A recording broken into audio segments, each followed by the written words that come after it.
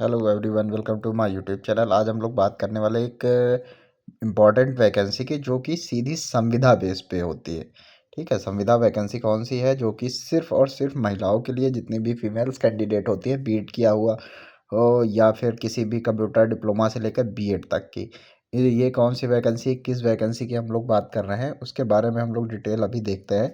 ये वैकेंसी आपकी हर एक जन डिस्ट्रिक्ट लेवल पे जो वैकेंसी होती है, डिस्ट्रिक्ट में भी एक ब्लॉक लेवल पे होती है, जहाँ पे भी आपका एक विद्यालय का नाम सुना होगा, केजीबीवी करके। केजीबीवी की वैकेंसी होती है। और ये वैकेंसी कहाँ की? ये वैकेंसी मेरे होम टाउन उन्नाव जनपद की है। वहाँ के बारे में बात करने वाले हैं। वहाँ की वैकेंसी कैसे है, क्या एलिजिबल है। ये वैकेंसी आप लोगों को हर एक जगह पे मिलेगी। और हर एक जगह की मतलब देखने को मिल जाएगी। कोई इसमें प्रॉब्लम वाली बात नहीं है, और कहीं का भी कोई भी कैंडिडेट इसमें अप्लाई कर सकता है। सीधी संविदा बेस्ड नौकरी होती है ये। और ये आपको, जैसे आप मान लीजिए, कहीं भी एक आपको पोर्टल होता है एनआईसी। एनआईसी मतलब नेशनल इंफॉर्मेशन सेंटर इसे कहते हैं, और ये हर एक डिस्ट्रिक्ट में होता है। जैसे आप फर्रुखाबाद देखेंगे तो फर्रुखाबाद एनआईसी बोलेंगे, जैसे उन्नाव है तो आप लोग उन्नाव के। और ये जो उच्चीकरण, अभी उच्चीकरण हुआ है, उच्चीकरण मतलब 9 से 12 की उन्नाव एनआईसी की आप डालेंगे। आप जैसे किसी भी जनपद से हैं तो आप किसी भी उस जनपद की एनआईसी की साइट डाल सकती है, गवर्नमेंट की साइट होती है। ठीक है, ये देखिए आपको कुछ इस तरीके की एनआईसी की उन्नाव एनआईसी है। अभी यहाँ पे मैं कर दूंगा लखनऊ, तो लखनऊ एनआईसी दिख जाएगा। हर एक डिस्ट्रिक्ट की अपनी एनआईसी होती है। ठीक है, तो जो भी केजीबीवी की ये विज्ञापन आता है, या केजीबीवी की आप ऑफिशियल साइट पे जा सकते हैं। ये एनआईसी जो होती है, ये भी एक ऑफिशियल साइट होती है। तो इस पे भी जाके आप लोग चेक कर सकते हैं। तो हम लोग पहले देख लेते हैं इसका नोटिफिकेशन क्या है, कैसे क्या है। ये आप लोगों को केजीबी एनआईसी में देखा होगा। एनआईसी में आपके डिस्ट्रिक्ट में जितनी भी वैकेंसियाँ मतलब गवर्नमेंट से रिलेटेड सीधी संविदा, ये सीधी संविदा की ही ऑलमोस्ट इसमें आती हैं। हाँ, तो आप लोग देख रहे हैं chief medical officer urban under national health mission के अंतर्गत इनकी इसकी भी वैकेंसी चल रही है उन्नाव में ना। मैंने तो सिर्फ केजीबीवी के लिए देखा था, लेकिन इसमें एक अपडेट और, अगर आप और किसी भी जनपद या अपने जनपद का देखना चाहते हैं, या अपने जनपद में अप्लाई करना चाहते हैं किसी भी वैकेंसी को लेके, तो आप सीधे वहाँ की .nic, जैसे लखनऊ.nic, अभी मैं दिखा दूंगा इस नोटिफिकेशन पूरा कंप्लीट करने के बाद, इस वीडियो के एंड में दिखा दूंगा एनआईसी की साइट को आप लोग कैसे विजिट कर सकते हैं। तो केजीबीवी 2025 9 से 12 उच्चीकरण की भर्ती आई है, तो हम लोग यहाँ से पीडीएफ इसको डाउनलोड कर लेते हैं। उसके बाद डिटेल्स में देखेंगे क्या क्वालिफिकेशन मांगा गया है, कौन कौन कैंडिडेट। आप कहीं से भी हो, कहीं से भी हो, कोई इसमें वो नहीं होता, कोई इश्यू नहीं है। आप लोग कहीं से भी अप्लाई कर सकते हैं इस वैकेंसी को। अप्लाई करने के बाद आप लोग को मेरिट बेस, और एक चीज़ याद रखिएगा, आप लोगों को ये मेरिट बेस वैकेंसी होती है। मेरिट वैकेंसी होती है, तो आप लोगों को ज़्यादा इसमें ये नहीं करना कि आपको इंटरव्यू होगा। और ये कोई कुछ लोग सोच रहे होंगे, एक डाउट आया होगा कि 1 साल बाद निकाल देंगे, 2 साल बाद निकाल देंगे, ऐसा कुछ भी नहीं। ये वैकेंसी आपकी लाइफ टाइम की होती है। सीधी संविदा सभी को पता है, लाइफ टाइम ही होती है। और ये आवासीय विद्यालय होते, केजीबीवी सिर्फ बालिकाओं के लिए विद्यालय होते, 6 से 12 विद्यालय चलते हैं। आवासीय विद्यालय का मतलब आप लोग यहाँ पे रह भी सकते हैं, कोई इसमें इशू नहीं है। या और जो पूर्णकालिक शिक्षक होते हैं वो इसमें रहते भी हैं, और जो अंशकालिक होते हैं वो लोग पढ़ा के अपना जा सकते हैं। तो ऐसा कोई इसमें इतना बड़ा इशू नहीं है। आप लोग देख सकते हैं कभी प्रकाशित हुई है, 25 फरवरी 2025 को प्रकाशित हुई है। हाँ, उन्नाव जनपद में जो उच्चीकरण कालों कस्तूरबा गांधी, ये आपको दिया गया है, इससे कोई लेना देना नहीं। आप लोग अगर आपके विज्ञापन में नोटिफिकेशन नंबर मांगेंगे, तब आपको इसकी ज़रूरत पड़ेगी। क्या क्या है, क्या कैसे है उसमें संशोधन, ये आपका पत्रांक दिया गया बेसिक शिक्षा के अंतर्गत एक संशोधित शासनादेश, इतने इतने इतने में ये वैकेंसी आई। 21/10/2024 का ये शासनादेश है, जो शासन के द्वारा आया था, उसकी शासन के अंतर्गत ये वैकेंसी आपको निकाली गई है। राज्य परियोजना कार्यालय के पत्रांक केजीबीवी इतने में 30/5/2024 के अनुपालन में जिलाधिकारी महोदय के अनुमोदन के क्रम में एक जनपदीय चयन समिति के निर्णय उपरांत, मतलब एक जनपदीय एक चयन समिति बनी थी, उसके निर्णय जब हुए कि आरक्षण होना चाहिए, किस प्रकार की पोस्टें होनी चाहिए, कैसे क्या होना चाहिए, वो पूरा उसके उपरांत संविदा के आधार पर नवीन उच्चीकृत कस्तूरबा गांधी आवासीय विद्यालय में शैक्षिक शिक्षणेतर कार्य करने हेतु तो आवेदन पत्र आमंत्रित किए गए हैं। आवेदन पत्र निर्धारित प्रारूप पर पंजीकृत डाक स्पीड पोस्ट के माध्यम से जिला बेसिक शिक्षा अधिकारी उन्नाव के पते पर विलंबित तब मतलब देरी से नहीं, समय के पहले समय अंतराल में आपको भेजना। इसमें डेट नहीं दी गई है। डेट आपकी मान लीजिए 13 तारीख, 13 मार्च लास्ट डेट है, 13 के आसपास ही इसकी डेट है। अभी कहीं नीचे दी होगी तो मैं अभी आपको दिखाता हूँ, वैसे 13 है। ठीक है, तो जो को शाम 5 बजे तक अवश्य प्राप्त, तो डाक के माध्यम से आपको अपने सारे डॉक्यूमेंट जितने भी आपने बीएड किया हुआ है या जिस भी पोस्ट के लिए आप अप्लाई करें उस पोस्ट के लिए निर्धारित अर्हताएं आप लोग डाक के माध्यम से भेज सकते हैं। उसके बाद आप लोगों की काउंसलिंग होगी और देन मेरिट दे, उसके बाद चयन, और चयन बहुत तेज़ी से होता है, 2 महीने के अंदर चयन हो जाएगा। बहुत ज़्यादा मान लीजिए निर्धारित तिथि के समय के बाद साधारण डाक के माध्यम से आवेदन, मतलब डाक के निर्धारित डाक के माध्यम से उसके बाद भेजने का कोई लॉजिक नहीं है, एक्सेप्टेबल नहीं होगा। ठीक है, पद की बात करते हैं। आपके प्रधानाचार्य के पद हैं, पदों की संख्या 5 है। अनरिजर्व के लिए 2 है, ओबीसी के लिए 1 है, अनुसूचित जाति के लिए 2 हैं। इसके लिए क्वालिफिकेशन क्या क्या मांगी जा रही, क्वालिफिकेशन को हम लोग देखते हैं। प्रशिक्षित एमए हिंदी अंग्रेजी अथवा एमएससी भौतिक विज्ञान, रसायन विज्ञान, जंतु विज्ञान, वनस्पति विज्ञान, गणित या कंप्यूटर साइंस में किसी विश्वविद्यालय या संस्था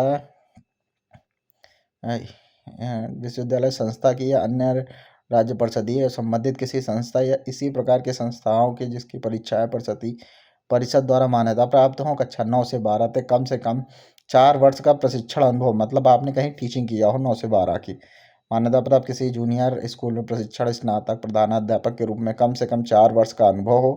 प्रतिबंध यह भी है कि 30 वर्ष से कम की आयु की ना हो। 30 से ऊपर आपकी एज लिमिट होनी चाहिए प्रधानाचार्य के लिए। ठीक है, और ये हर एक ब्लॉक में होता है। इसकी सैलरी आप लोग नियत मानदेय देख रहे होंगे 30,000 रुपये है।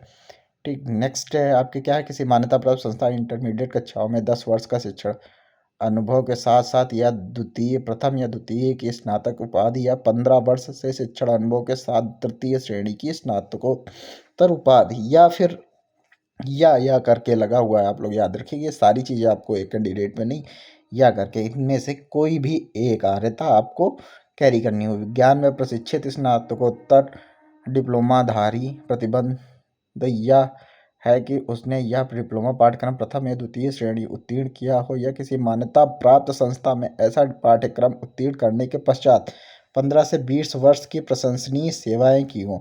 मतलब इतना आपके पास एक्सपीरियंस होगा और ये अर्हताएं होंगी तो आप प्रधानाचार्य के पद के लिए अप्लाई कर सकते हैं। नेक्स्ट की बात करते हैं। नेक्स्ट आपकी पोस्ट जो है पीजीटी हिंदी, 5 पोस्ट है, 2 1 2, मतलब अनुसूचित जनजाति के लिए 2, अनरिजर्व के लिए 2, 1 ओबीसी के लिए। इसके लिए आपको क्या इसमें अर्हताएं क्या बताई जा रही हैं। हिंदी में एमए तथा संस्कृत के साथ बीए तथा शास्त्रीय परीक्षा राजकीय संस्कृत कॉलेज वाराणसी अथवा संपूर्णानंद विश्वविद्यालय वाराणसी नियमानुसार स्थापित उत्तर प्रदेश इस प्रदेशीय अथवा किसी मान्यता प्राप्त, सॉरी ये यहाँ तक है, सिर्फ वाराणसी विश्वविद्यालय वाराणसी, इतना है। इसकी सैलरी आपके प्रशिक्षित के लिए 22,000 रुपये। नेक्स्ट पीजीटी इंग्लिश में भी आपको इंग्लिश में होना है, इसकी भी 22,000 है। सेम पोस्ट 5 पोस्ट निकली हैं। और पीजीटी गणित की बात करते हैं, एमए अथवा एमएससी गणित में होना चाहिए या फिर गणित में त्रिवर्षीय पाठ्यक्रम सहित बीए ऑनर्स अथवा बीएससी ऑनर्स होना चाहिए। इसकी भी सैलरी 22,000 रुपये है। सेम पोस्ट सेम कैटेगरी है। फिर पीजीटी जीव विज्ञान की बात करते हैं। इसमें भी 5 पोस्टें हैं। इसके लिए वनस्पति विज्ञान जंतु विज्ञान में एमएससी होना चाहिए या फिर आपके पास कृषि विषयक वनस्पति विज्ञान के साथ एमएससी बीएससी में जंतु विज्ञान होना चाहिए। कृषि विषयक जंतु विज्ञान के साथ एमएससी बीएससी में वनस्पति विज्ञान होना चाहिए या फिर यूजीसी द्वारा मान्यता प्राप्त विश्वविद्यालय डिग्री कॉलेज में एमएससी लाइफ साइंस होना चाहिए या फिर किसी विश्वविद्यालय या अंग्रेजी डिग्री कॉलेज में शिक्षा विभाग उत्तर प्रदेश द्वारा आयोजित जीव विज्ञान में स्नातकोत्तर डिप्लोमा के साथ बीएससी होनी चाहिए। ये होनी चाहिए। तो पीजीटी जीव विज्ञान के लिए आप आर्य कैंडिडेट माने जाएंगे और आप लोग अप्लाई कर सकते हैं। प्रशिक्षित 22,000 रुपये आपकी सैलरी है। पीजीटी रसायन विज्ञान के लिए रसायन विज्ञान में एमएससी होनी चाहिए। रसायन विज्ञान में त्रिवर्षीय पाठ्यक्रम के साथ बीएससी ऑनर्स होना चाहिए या फिर यूजीसी द्वारा मान्यता प्राप्त किसी विश्वविद्यालय डिग्री कॉलेज स्नातकोत्तर बायोकेमिस्ट्री होनी चाहिए। ठीक है, फिर या फिर आपको इसी पोस्ट के लिए होनी चाहिए ये किसी विश्वविद्यालय या डिग्री कॉलेज से शिक्षा विभाग उत्तर प्रदेश द्वारा आयोजित रसायन विज्ञान में स्नातकोत्तर डिप्लोमा के साथ बीएससी होनी चाहिए। Salary same 22,000। पीजीटी भौतिक विज्ञान, एमएससी भौतिक से होना चाहिए। किसी विश्वविद्यालय डिग्री में शिक्षा विभाग उत्तर प्रदेश आयोजित भौतिक विज्ञान में स्नातकोत्तर डिप्लोमा के साथ होना चाहिए। सेम पोस्ट है, बाइफरकेशन भी सेम है, 5 पोस्ट है। कंप्यूटर विज्ञान में भी आपको एमटेक मांगा गया है, इसमें 22,000 है। तो एमटेक में कंप्यूटर विज्ञान हो, चाहे बीटेक होना चाहिए किसी मान्यता प्राप्त विश्वविद्यालय से। एमएससी एमसीए या एमएससी कंप्यूटर विज्ञान से होना चाहिए किसी मान्यता प्राप्त विश्वविद्यालय। डोएक departmental of electronic and accreditation of computer course अथवा डिग्री स्नातकोत्तर के साथ PG diploma in computer application विज्ञान किसी मान्यता प्राप्त या स्नातकोत्तर कंप्यूटर कोर्स कॉन्सेप्टिंग ऑफ होना चाहिए। ये भी इसमें 22,000 रुपये आपकी सैलरी है। लिस्टेड आपको 1/3 सारे कंप्यूटर। लैब असिस्टेंट की बात करते हैं, इसकी 15 पोस्टें, 6 अनरिजर्व की है, जनरल की 4 आपकी ओबीसी, 4 अनुसूचित जनजाति की हैं।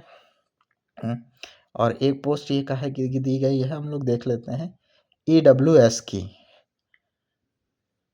ठीक है, और लैब असिस्टेंट में ईडब्ल्यूएस की योग्यता। लैब असिस्टेंट में क्या मांगा गया है? हाई स्कूल विज्ञान वर्ग के साथ एवं लेबोरेटरी तकनीक से या फिर मान्यता प्राप्त विश्वविद्यालय मान्यता प्राप्त बोर्ड से इंटरमीडिएट होना चाहिए विज्ञान वर्ग से। ठीक है, इसकी सैलरी थोड़ी सी कम है, 7,147 रुपये। सीधी संविदा है, तो मान लीजिए जो लोग भी इंटर पास हैं विज्ञान वर्ग से, उन लोगों की एजुकेशन के हिसाब से बहुत अच्छी सैलरी है। ठीक है, अगर कोई भी कैंडिडेट, और इसमें कोई भी मेल कैंडिडेट अप्लाई नहीं कर सकता, ये चीज़ आप लोग याद रखिए। ये सिर्फ और सिर्फ फीमेल कैंडिडेट्स के लिए ही। और यहाँ पे जो केजीबीवी होता है, इनका पूरा स्टाफ ही फीमेल होता है, यहाँ पे कोई भी मेल आपको नहीं। नेक्स्ट को हम है कार्यालय अधीक्षक या लिपिक की पोस्ट, 5। फिर बाइफरकेशन बिल्कुल सेम टू सेम है। अब इसमें क्या चाहिए आपको? माध्यमिक शिक्षा परिषद इंटरमीडिएट परीक्षा अथवा उसके समकक्ष उत्तीर्ण हो। शिक्षा माध्यमिक शिक्षा परिषद के साथ साथ केंद्र अथवा किसी राज्य स्थापित किसी संस्था शिक्षा बोर्ड परिषद संचालित हाई स्कूल अथवा इंटरमीडिएट से पृथक विषय के रूप में कंप्यूटर साइंस विषय होना चाहिए। कंप्यूटर लिया हो कार्यालय अधीक्षक लिपिक के लिए, या फिर कंप्यूटर नीलेट के द्वारा CCC अथवा सरकार द्वारा मान्यता प्राप्त कोई भी आपके पास कंप्यूटर डिप्लोमा अथवा कंप्यूटर साइंस में डिप्लोमा होना चाहिए। डिग्री 3 कंप्यूटर पट्टांकन की न्यूनतम 25 वर्ड टाइपिंग मांगी गई है, क्योंकि लिपिक का काम ऑलमोस्ट सभी को पता होगा कंप्यूटर पे होता है। टंकणगति आपकी 30 वर्ड पर मिनट, और हिंदी में टंकणगति हिंदी में 25 और इंग्लिश में 30 मांगी गई। इसकी सैलरी आपकी 12,430 रुपये पर मंथ। चपरासी है चौकीदार और रसोइया।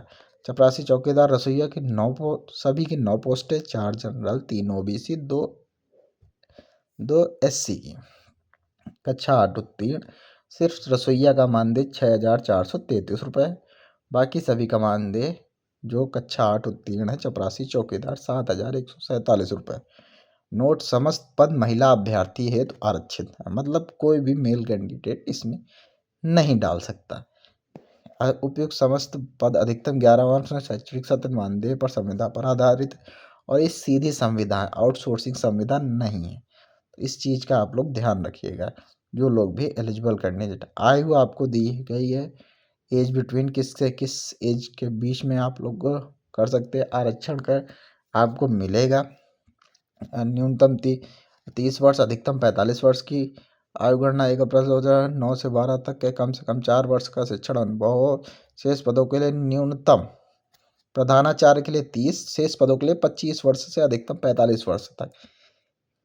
ठीक है, कस्तूरबा गांधी विद्यालयों में सेवा हेतु अधिकतम आयु 60 वर्ष होगी, मतलब रिटायरमेंट की जो एज होती है वही होगी आपकी।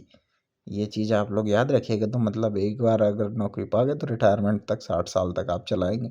आपको कैसे क्या पूरा आपके गुणवत्तांक के बारे में पूरा टेबल दी गई है। आपके जितने भी मार्क्स हैं आप इससे कैलकुलेट कर सकते हैं, बहुत अच्छे हैं। मेरिट के बेस पे होना है चयन, इसमें कोई भी एग्ज़ाम नहीं होना है। 2 या 2 से अधिक गुणवत्तांक समान होने पर अभ्यर्थियों को मतलब किसको प्रायोरिटी दी जाएगी उसके बारे में नियम एवं शर्तें ये आपकी हैं।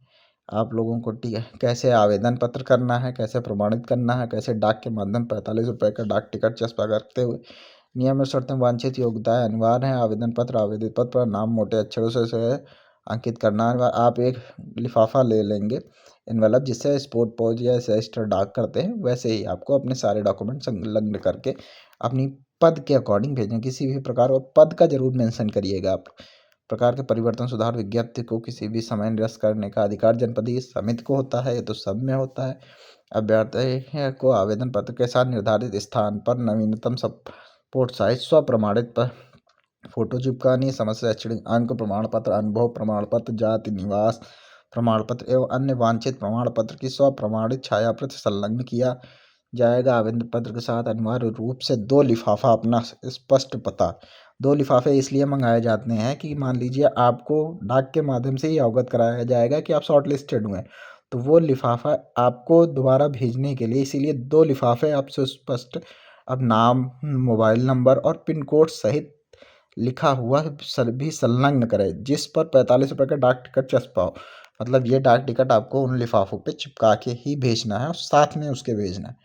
अपूर्ण हस्ताक्षर, त्रुटि रहित या ओवर राइटिंग के निर्धारित प्रारूप पत्र प्रस्तुत करने हैं व वांछित प्रमाण पत्र संलग्न न होने की स्थिति में निरस्त कर दिया जाएगा। सभी को पता। साधारण डाक से दस्ती रूप से या अंतिम तिथि और समय होने पश्चात होने पर आवेदन पत्र किसी भी दशा में स्वीकार नहीं होगा। लास्ट डेट के बाद स्वीकार नहीं होगा। और मानदेय में नियोक्ता का 13% EPF जिन कार्मिकों का मानदेय 15,000 की सीमा तक है सम्मिलित है, EPF भी आपका कटेगा। चपरासी रसोईया पूर्णकालिक अतः विद्यालय में ही निवास करना होगा। चपरासी रसोईया चौकीदार का पद पूर्णकालिक है, मतलब जो अंशकालिक होते हैं वो अपना घर जा सकते हैं। आपको वहाँ रहने खाने पीने की सारी व्यवस्था, उसके लिए आपको पैसा नहीं देना है। और वो सारा सारा के सारा आपका विद्यालय परिसर मतलब KG-PV में सब होता है। आपको रहने खाने पीने की सारी चीज़ की व्यवस्था वहाँ होती है। आवासीय विद्यालय होते हैं, जैसे हॉस्टल होते हैं वैसे समझिए आप। ये सारी चीज़ें, अगर कोई भी आप लोगों को किसी भी तरीके के चीज़ों के लेके डाउट है तो आप लोग मेरे कमेंट बॉक्स में कर सकते हैं। ये इसका आवेदन पत्र है। जैसे ही आप लोग ये PDF अगर किसी को चाहिए तो वो लोग कमेंट कर सकते हैं। अगर फॉर्म भरना चाहते हैं तो आप इसमें पूरी जितनी भी कॉलम दिए गए हैं आप इनको फिलअप कर दीजिए। अपनी शैक्षणिक योग्यता है, संलग्नक का विवरण जरूर लिखिएगा। मतलब इसके साथ में जैसे मान लीजिए कोई कागज़ आपका कहीं छूट जाता है, यहाँ पे आपके लिखने से यही फ़ायदा होगा। जैसे आपने लिख दिया आय, जात, निवास प्रमाण पत्र लगा तो जाति कहीं खो गई, बाई चांस इधर उधर डाक से हो गई, तो इसमें लिखा है इसका मतलब आपने संलग्न किया, ये आपके पास प्रूफ होता है। ऐसे आपका फॉर्म रिजेक्ट हो जाए, ऐसे लिखने से आपका रिजेक्ट नहीं हो। कुल संलग्नों की संख्या कितनी है, आपने कितने संलग्नक इस फॉर्म के साथ में लगाए सारे, ये आपका घोषणा पत्र हो गया, मोबाइल नंबर वगैरह सारी चीज़ें हो गई। अगर कोई भी डाउट है किसी चीज़ को लेकर तो आप लोग पूछ सकते हैं कमेंट बॉक्स में।